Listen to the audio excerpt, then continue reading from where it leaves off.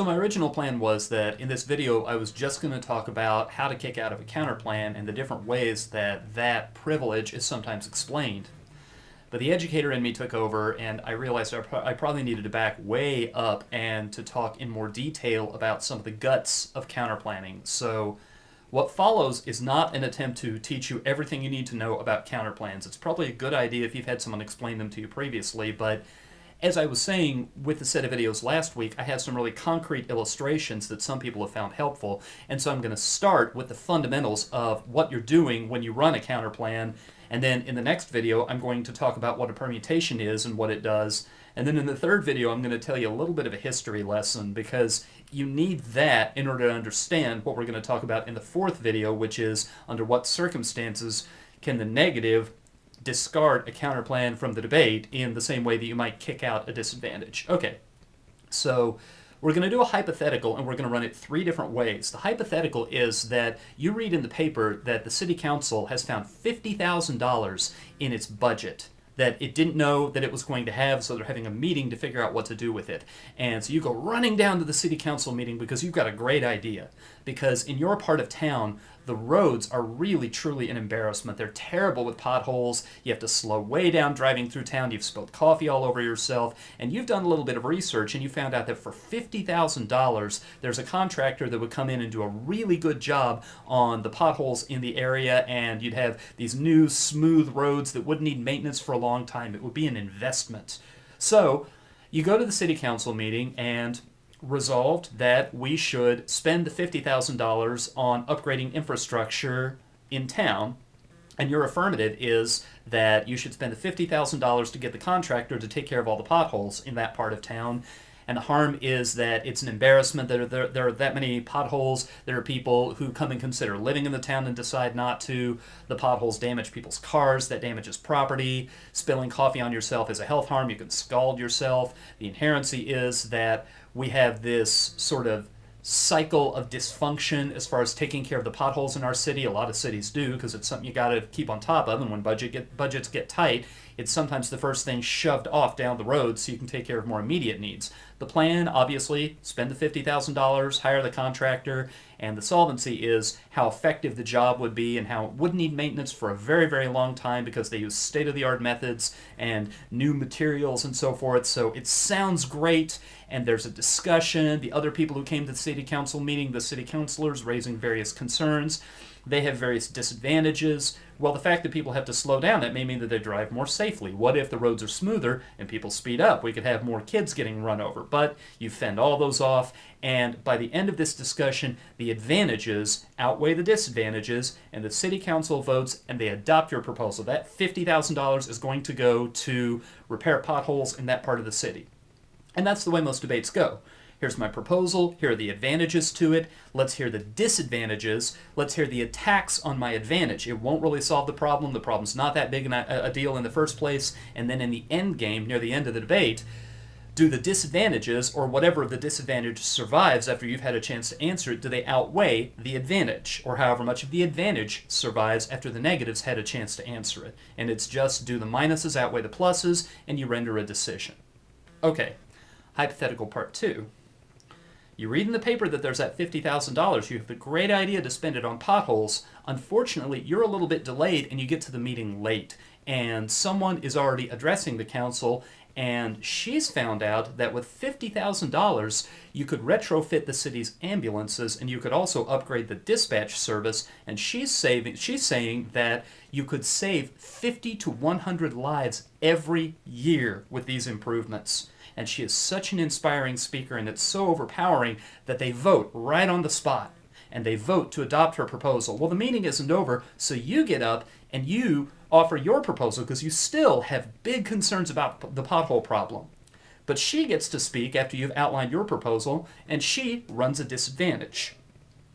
Ambulance upgrade trade-off. Uniqueness. In the status quo, that $50,000 is earmarked to retrofit our ambulances and our dispatch. Link. We only have the one pool of $50,000 to spend, and once a dollar is spent once, you can't unspend it and spend it on something else. Impact.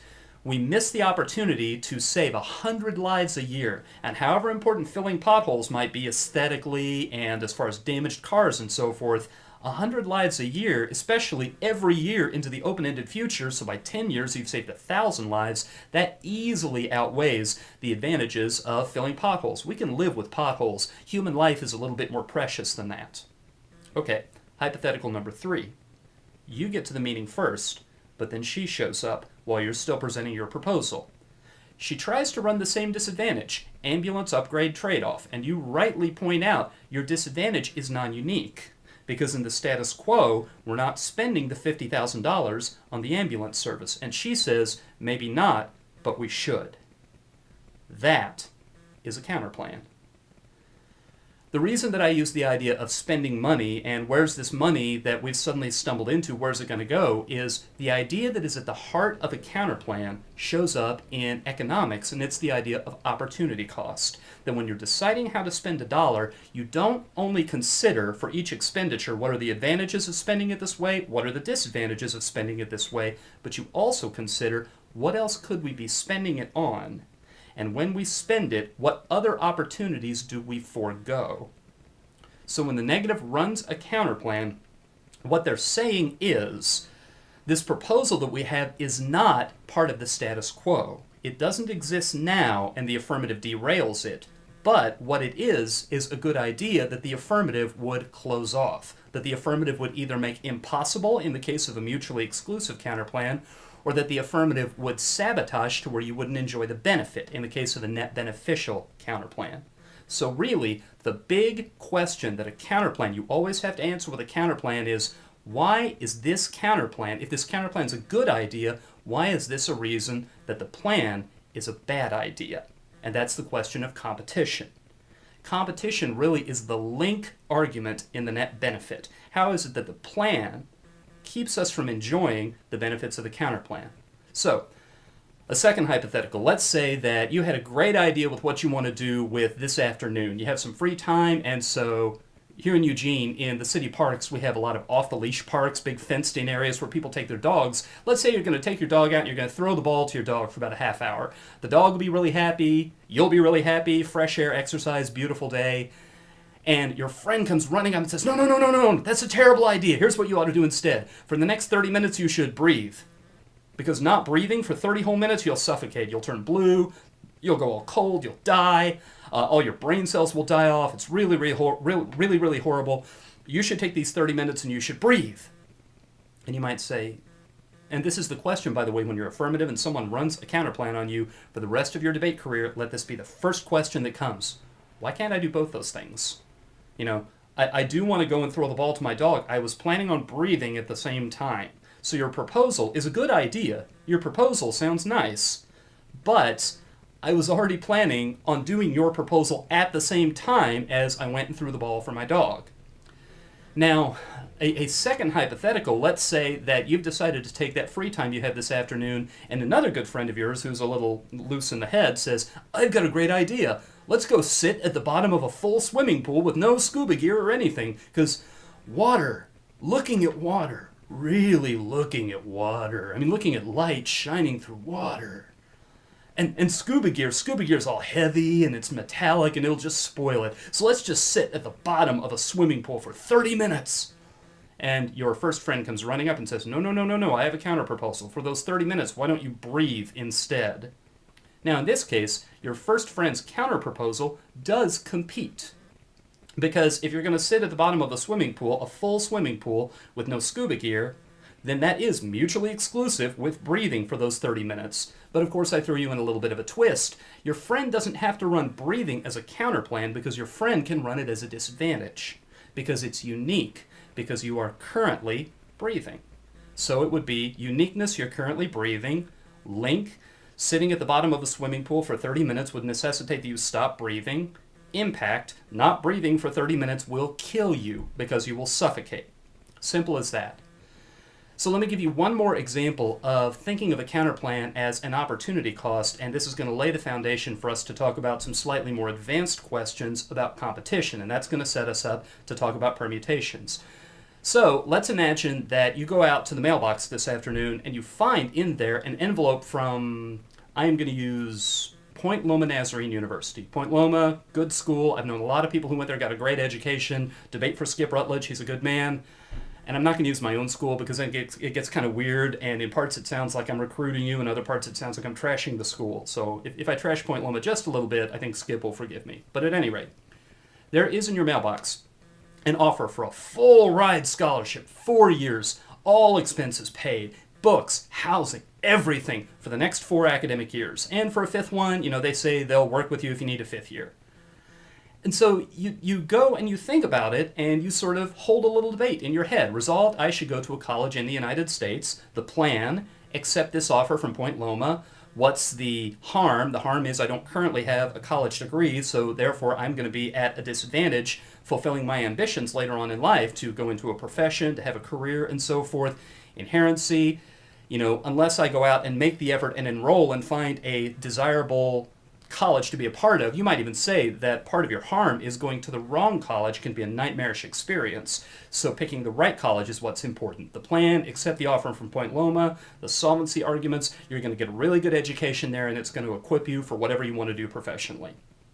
Except, well, wait a minute, I'm getting ahead of myself. So then you debate that out and you look at the disadvantages. What are the downsides of going to that school? And there are some, because any school has downsides. But you work all that out, and the advantage of going there, especially getting to go there for free, outweighs any of the disadvantages, and it's looking like, yeah, I definitely should do this. Except, what's also in the mailbox that day is another envelope that has weird-looking postage stamps on it because it came from overseas, and you're being offered a fellowship to study at Oxford for the same 4 years.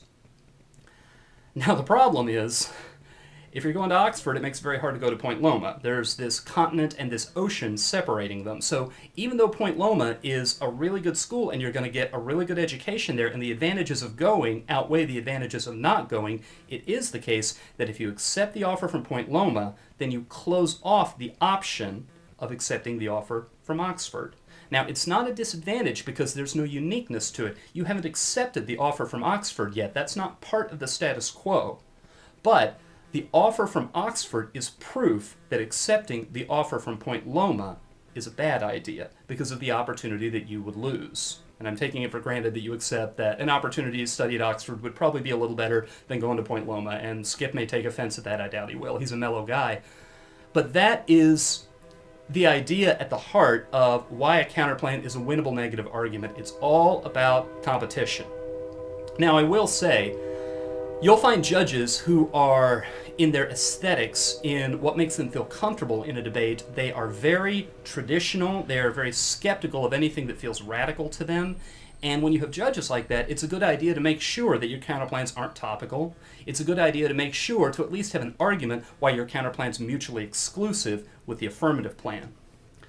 But I will say, having seen how a lot of counterplan debates came out, having seen a lot of very smart teams work through the issues, there is nothing theoretically necessary about a counterplan being non-topical. It does comfort some judges who say, well, I just think there should be only one affirmative and one negative in the debate.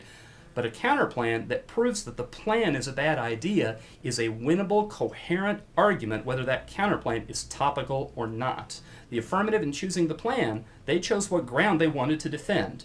And if there's competitive ground, especially if you have a loose, poorly written topic, which those seem to pop up all over the place, then that argument that the negative has, which is distinct from the affirmative and not an encroachment on their ground because they picked it already, and the negative's arguments in favor of adopting their proposal prove that adopting the plan is a bad idea, then that's an argument that, as far as I'm concerned, makes sense and in the long run is likely to be a very winnable argument. I'll further go on to say, judges who are in that vein, they like to hear that the counterplan's mutually exclusive and they're a little bit skeptical of net benefits. But here's something I want you to think about. I have long thought that there's no such thing as a mutually exclusive counterplan.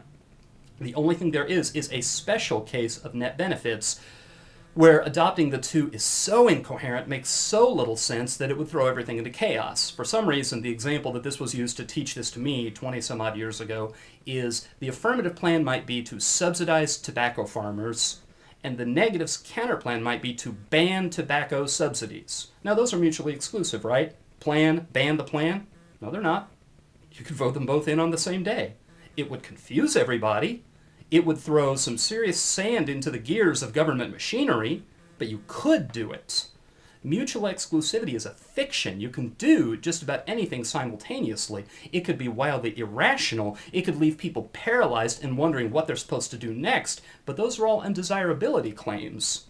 And if those undesirability claims are admissible, then the real question is, would adopting the two plans together in some way mess things up? You could theoretically enroll at both Point Loma and Oxford. You could even try to figure out a way to commute back and forth and work out your schedule where you could go to both schools. But that would be so ridiculously exhausting that you would lose the value of going to either school. Another example I've used over the years is you could be sitting in a restaurant deciding which entree you want to have for dinner, and you're about decided on this one entree, and someone else who's sitting at the table recommends something else that they've had, and they say it's more nutritious, you'll like it better, I know what you like, and they do it really well here. And so that works as a counterplan, because the first question you ask is, why couldn't I do both? And you could. You could eat both of them, and that will probably pack you full of so much food that you'd be on the verge of getting sick. It's possible to do them. They're not mutually exclusive, but doing them together would be grossly undesirable. Contribute to obesity, contribute to waste, it would cost more, and you could probably use that money better for other intended purposes. That's the idea behind net benefits. There's something about adopting them together that's undesirable. And even though you'll find that some judges, they feel like it's a more legitimate counterplan debate if it's mutually exclusive, I think that's largely a fiction. So that's my first swipe at the basics of counterplans, what kind of move a counterplan is, and then a little bit on counterplan competition. And in the next video, I'm going to talk a little bit about a very enterprising negative strategy that turned into the birth of the permutation, and then a little bit about what kinds of permutations are legitimate. So that'll happen whenever I get around to turning the camera back on.